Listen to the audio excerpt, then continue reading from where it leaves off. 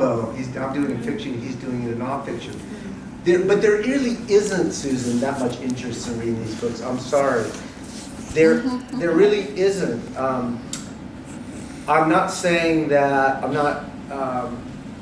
I think there may be at some point, but I think that statement in there about how city people view farming is also true of how city people view writing about farming. I think for people with great imaginations and who are open and who are not just obsessing over what their latest problem is, then there may be a window there for them. But I know I'm a writer. I know the kind of, you could judge one thing by reviews. Who reviews your books? Yeah. Who's open to your books? It's tough sell. And Armenians are even tougher sell. Try to write about Armenians. Oh my God. To us we're important, but to them we're like, what, Estonians or something? Who reads about Estonians? Who cares about Estonians? Albanians. It's interesting. Now for me, Armenians are important and interesting because their story is like the archetypal human story, especially as immigrants. All the drama of human history is like linked up to them in a way that you can't have a better people to talk about if you're going to talk about the American experience especially. Have you done any TV book reviews to socialize your thought process and to come up with new avenues to penetrate homes, even though people don't like to read it? How about that media through TV reviews, book reviews? We have. You mean like YouTubes or something like that? No. I'm talking about TV programs like CNN book reviews. They don't want me. Most people don't. I've never been asked to even, look, there's 10 people here tonight. He just has to get on Oprah, that's all. No, I'm being frank. I'm not writing Danielle Steele type of books. I'm not writing books from New York. I don't know any writers. I'm in a very weird world. I write because that's what I do. I don't know anybody. The whole world of writing is one of a club. And the club feeds each other and they push each other. And my books are really published by hook and crook. It's not an easy world. I would welcome anything, but I've never done you know how writers go to writing conventions and go to conferences, and I have never been to one. You're lucky. I think that in a way I am lucky, but that puts me at a disadvantage. But I would, of course, welcome all those opportunities. But I've never been reviewed by the New York Times.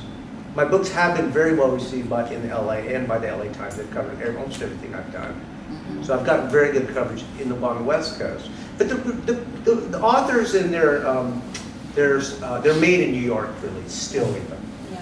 And in terms of like CNN, book review, C-SPAN, and all that stuff. Yeah, it's a New York thing. Do you have the audio books of these?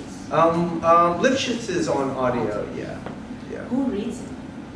I don't know who wrote it. The publisher had someone do it. He's an actor.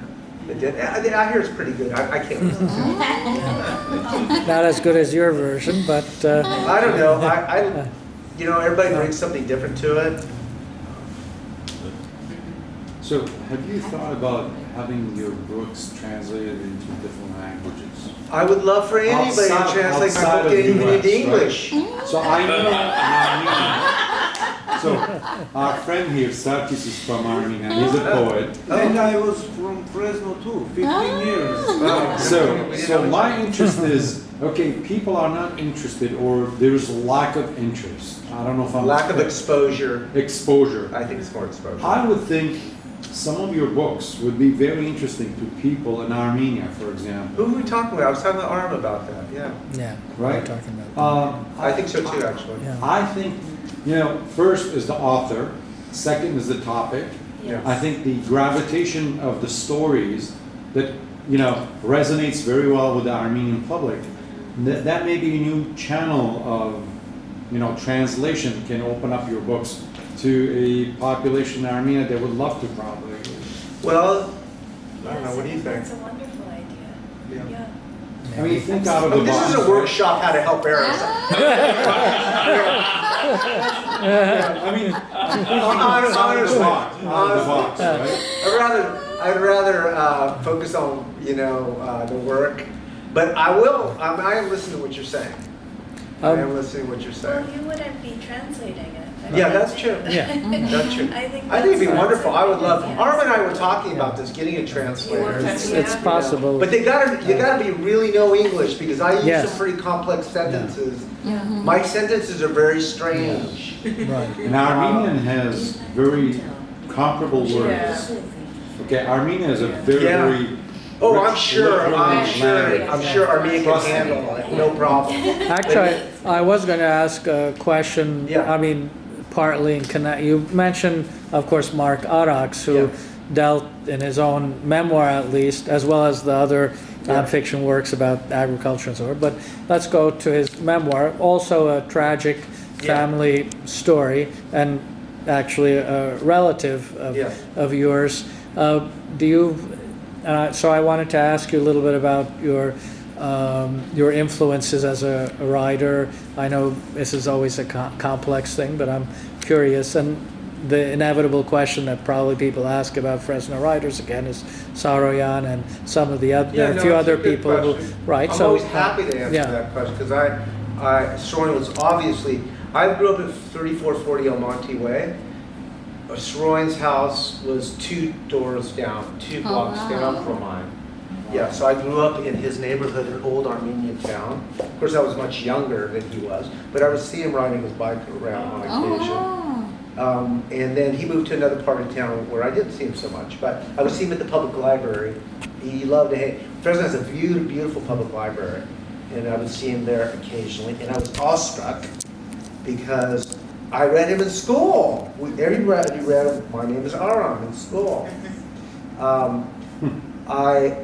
He was a big influence on me, a monumentally talented writer, by the way. I don't care what anybody says. That guy can write.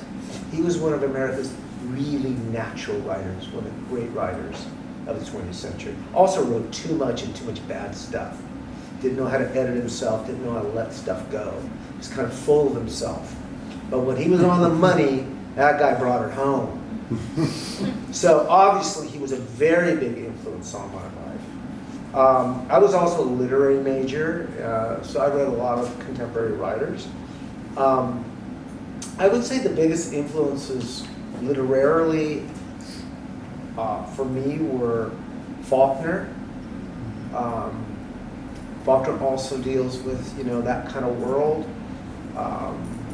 He's a very rigorous writer, but also loves to tell stories. I like that combination, And more recently, probably you don't know him, there's an Austrian writer, Thomas Bernhard. Most people haven't read him, but very interesting. I don't know if you're aware of Bernhard's work, but he's a big influence on my writing. And then Cormac McCarthy is another writer whom I really like. So those are the kind of spiritual mentors. I've never met any of them except for seeing Soroyan around. Yeah, that's a literary. Yeah. Any Armenian, are you familiar at all with sort of the more traditional canon of Armenian writing in translation? I'm not that. I read some Oshagan, but not really. And that's a big gap in my. You're talking about Armenian. Yeah, Western or Eastern Armenian. No, I'm really not. They're hard to get their books, so that's part of it. But that really doesn't explain it.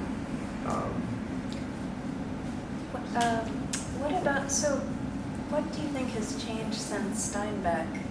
Here's this writer who wrote about exactly what we were discussing, Yeah. farming, and was one of, still is taught in schools today and is quintessential American writer. What's changed in our society that?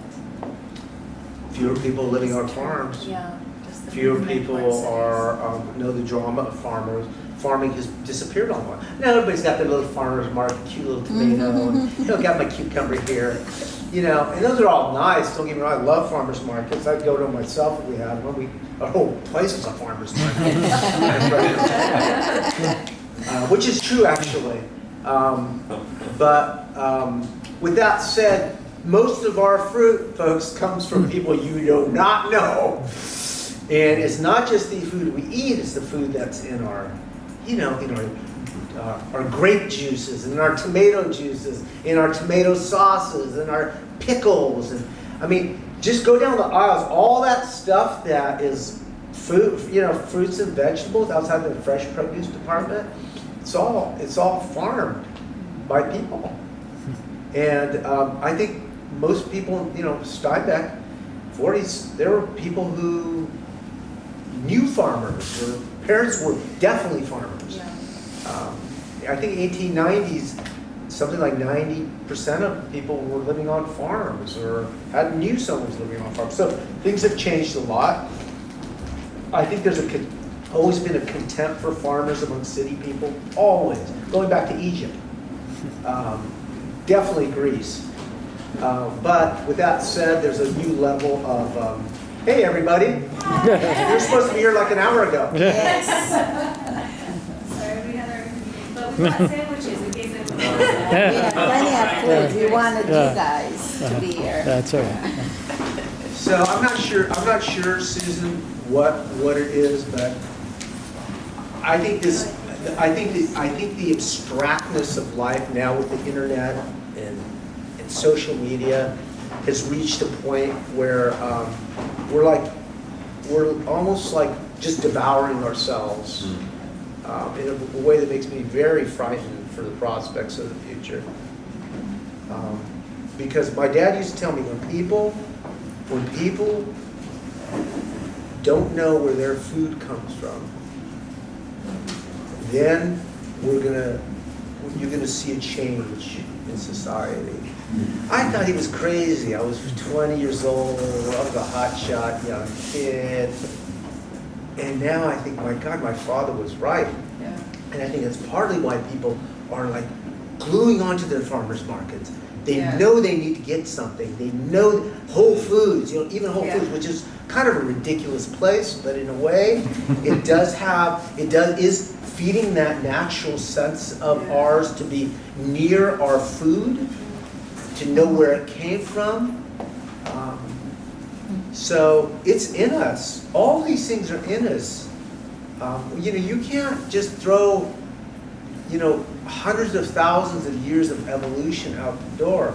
We grew with close